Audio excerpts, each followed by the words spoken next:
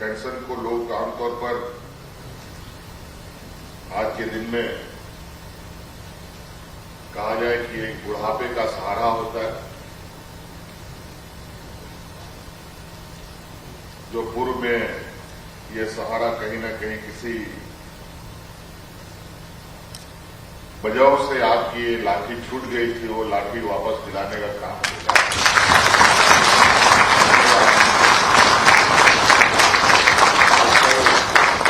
कुछ तरह देखने के लिए मिलता है आजकल का जो वक्त है। मुझे लगता है कि बाल बच्चों से ज्यादा भरोसा आपको अपने पेंशन पर ही करना पड़ेगा।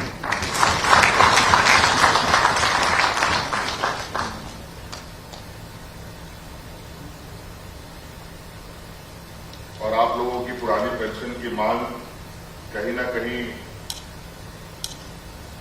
सिर्फ आप लोग प्रशासनिक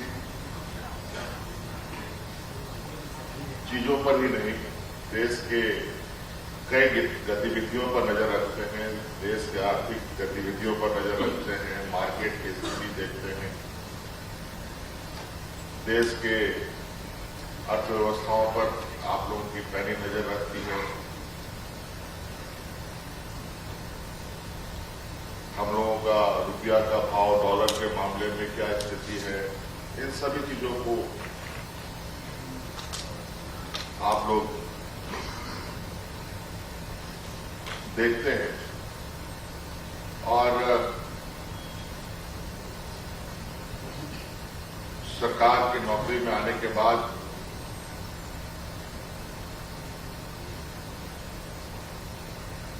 कुछ चीजों के प्रति आशाएं भी आप लोगों की होती हैं,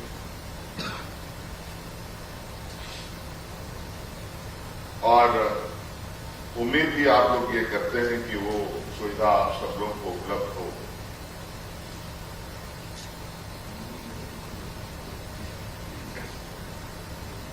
मैं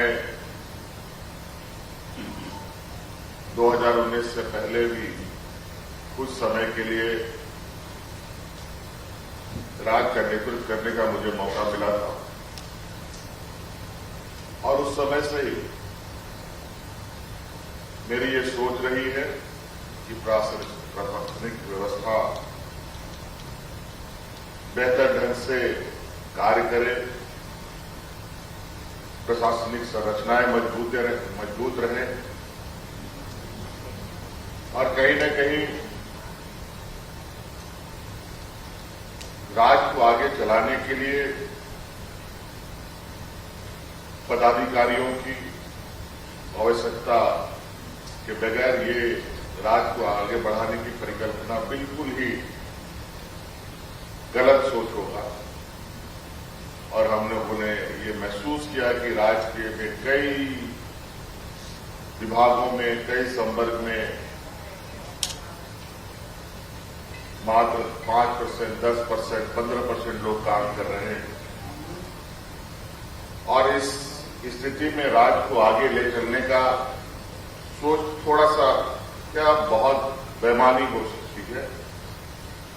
और इसको लेकर के राज्य में प्रशासनिक सुधार के लिए भी हम लोगों ने कमेटी भी बनाई थी।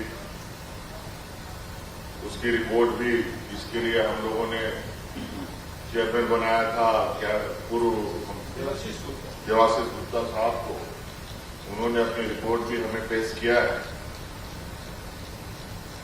और साथ साथ में जो हमें अपना डेली रूटीन के आधार पर जो हमें अनुभव होता है, उस आधार पर भी हम कई निर्णय लेते हैं। हमने क्या क्या नहीं किया, मैं ये गिनाना नहीं चाहता, वो आप उसके हकदार रहे। आपकी मांग पूरी हुई, आपको जितनी खुशी होगी उतना खुशी मुझे भी है, क्योंकि हम जिस पद पर हैं, कल कोई और होगा, परसों कोई और होगा। व्यवस्थाएं वही चलती हैं, लोग बदलते रहते हैं, लेकिन व्यवस्थाएं अच्छी हो तो व्यवस्था में कोई भी आए या जाए उससे फर्क नहीं पड़ता। कुछ चीजें हैं जो अनवरत चलती हैं, जिसे ना कभी रोका जा सकता है ना कभी रुक सकता है। इसलिए हमारा ये प्रयास है कि आप सब लोग निर्भीक होकर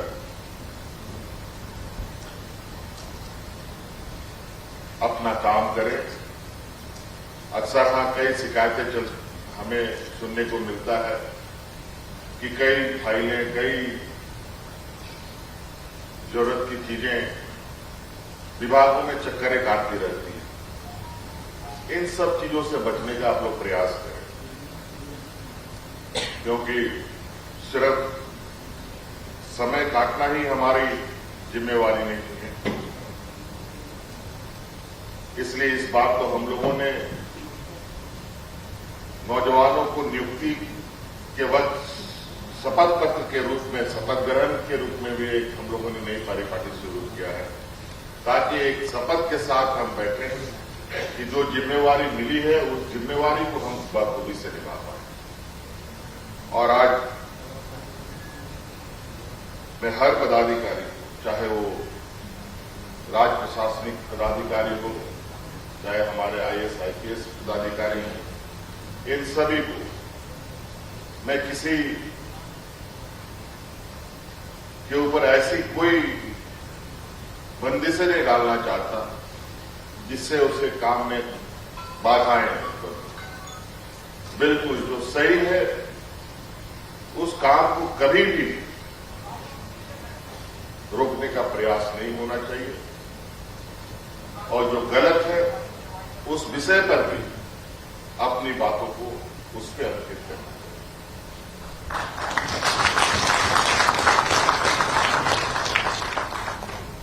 और सब राज्य देखिए,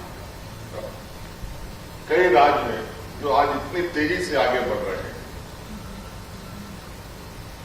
वहां के पदाधिकारियों की कार्यशैली, हमारे राज्य सरकार के पदाधिकारियों की कार्यशैली, मैं तो चाहता हूं कि आप लोग भी समय समय पर अपने राज्य प्रशासनिक समूह के जो संघ है, आप लोग एक कार्य योजना के तहत कार्यक्रम बनाएं, अलग अलग राज्यों में जाकर के आप लोग भी वहां के कार्य प्रणाली की सूक्ष्मता से जानकारी लें, और जो बेहतर है, जो अच्छी चीजें उसे हमें अडॉप्ट करने में कोई बुराई नहीं, लेकिन गलत चीज अडॉप्ट करना वो गलत था। आज आपके वरिष्ठ पदाधिकारियों ने हमें कुछ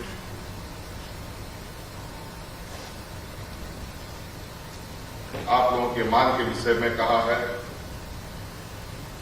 कि आप सब लोगों को, राज्य प्रशासनिक सेवा के लोगों को, उनके लिए जो आप लोगों का अपना एक प्रशासनिक सेवा के लिए भूमि आवंटन करने की बात कही गई है, तो इसमें तो कोई बहुत बड़ी बात नहीं। जब IAS IPS को मिल सकता है। नमस्कार, मैं हूं मानक गुप्ता। अगर आपको हमारा ये वीडियो पसंद आया हो तो इसे लाइक और शेयर जरूर करें, और हां, हमें सब्सक्राइब और फॉलो करना ना भूलें, ताकि आप देश और दुनिया की कोई खबर मिस ना करें। तो जुड़े रहिए हमारे साथ और देखते रहिए News 24।